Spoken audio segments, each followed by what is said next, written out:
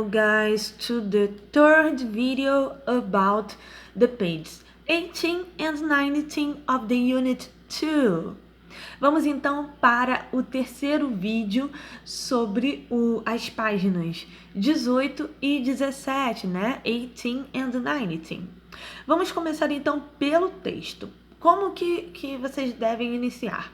Após responder aquelas perguntas, né, que eu coloquei o vídeo para vocês sobre os anos 50, né, porque os Beatles, eles começaram nos anos 50, e então o auge deles foi nos anos 60, mas eles começaram nos anos 50.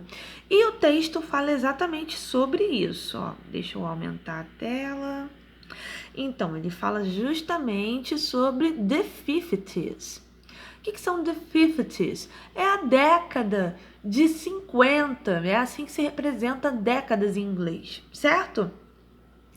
E no texto está falando sobre isso. Ezra's blog, My Generation. Ou seja, aqui o título, Ezra's. Significa então que esse é o blog da Ezra, ok? Eu vou colocar para vocês o áudio para que vocês possam entender. Then é o mesmo que então, no sentido de algo que já aconteceu. And now é agora. Então, de lá atrás até agora. Vamos ouvir o áudio.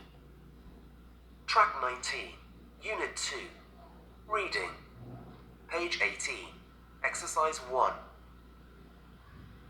My generation.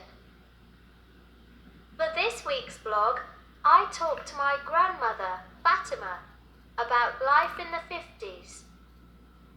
What was life like before modern gadgets had arrived in homes and people still did everything by hand?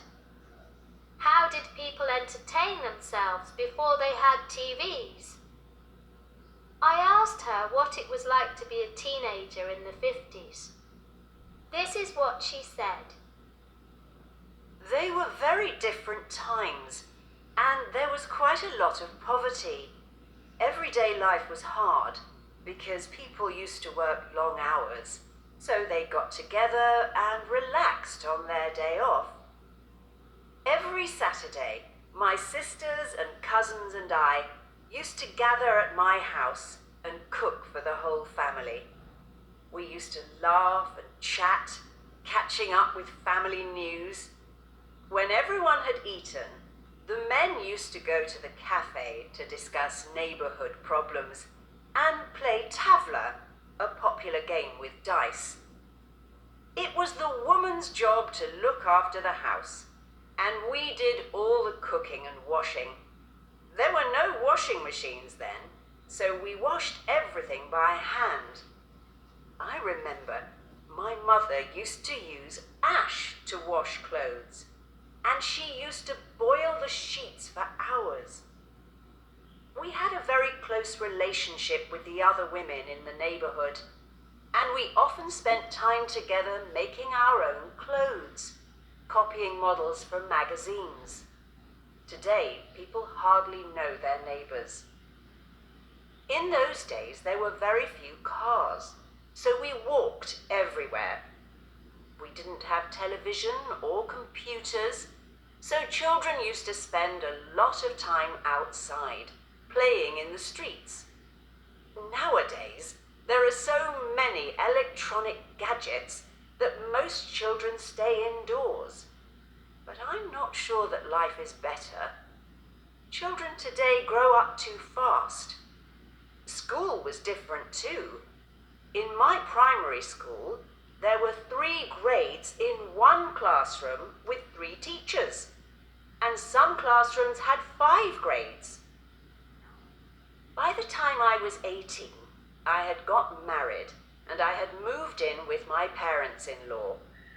I think people wait longer these days. I find most young people today are respectful, but they want everything to be easy now.